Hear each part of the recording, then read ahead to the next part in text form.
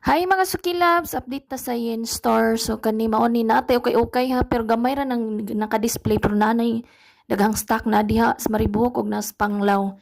So mao ni karon ang baligya mao gihapon balik-balik no. So mao ra ni ang kanunay na ice daghan niya pwede na ipukpok sa og kisay magahig o.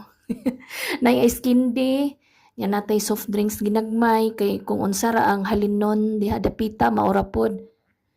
O kaning mga dali ra mahalin nga mga kuan sardinas sana. So ginagmay ra kung unsa rang kinahanglan sa mga tawag ma-afford diha dapita.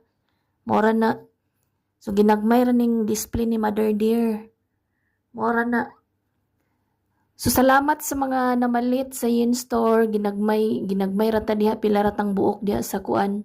Dapit sa ibabaw.